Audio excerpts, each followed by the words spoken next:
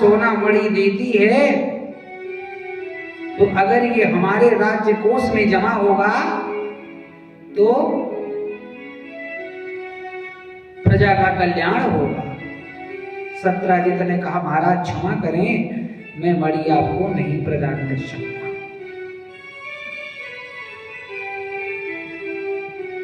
भगवान बोले ठीक है राजन, आपका सामान है, आप जैसा चाहो वैसा कर सकते हो, आप चाहो तो ले जा सकते हो।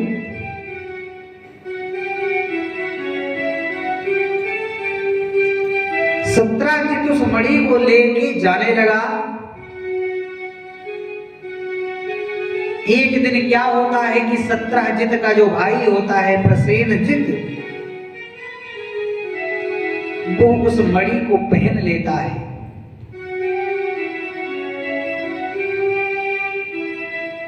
तो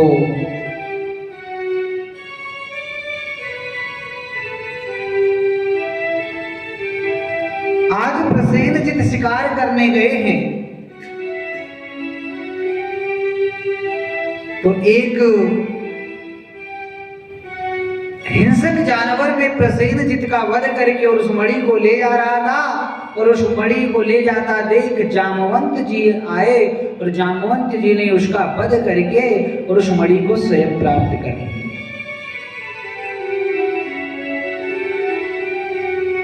वो जो हिंसक जानवर था वो कौन था? एक शेर था, और उस शेर को मार करके जामवंत जी ने उस मणि को ले गए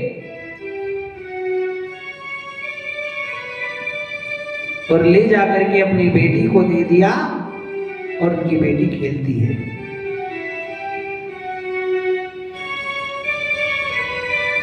इधर जब प्रसेनजित बहुत समय हो गया नहीं आया, तो सत्राजित के मन में विचार आ गया कि हो ना हो ये काम कृष्ण का है,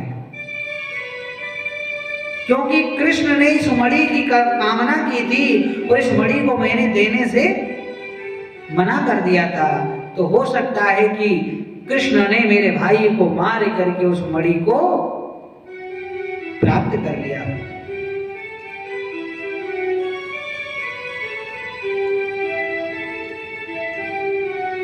इतना बड़ा कलंक मेरे गोविंद पर लग गया।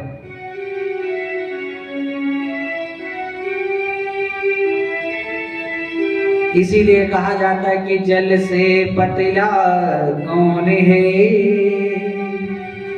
कौन भूमि से भारी,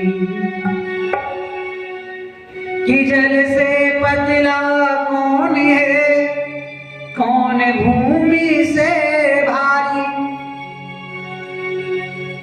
और कहा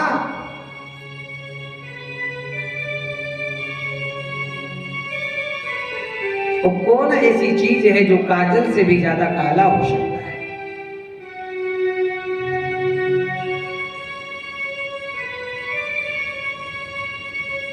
और कौन ऐसी चीज है जो अग्नि से ज्यादा तेज है? तो संत इसका उत्तर देते हैं, जल से पतला ज्ञान है, पाप भूमि से भारी।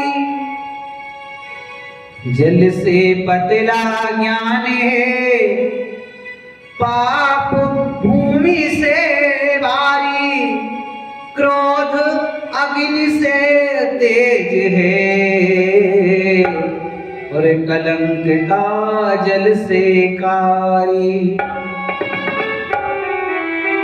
आपके काजल लग गया, आप धुल लोगे, धुल जाएगा, परंतु यदि कलंक का टीका लग गया तो आप धुल नहीं पाओगे।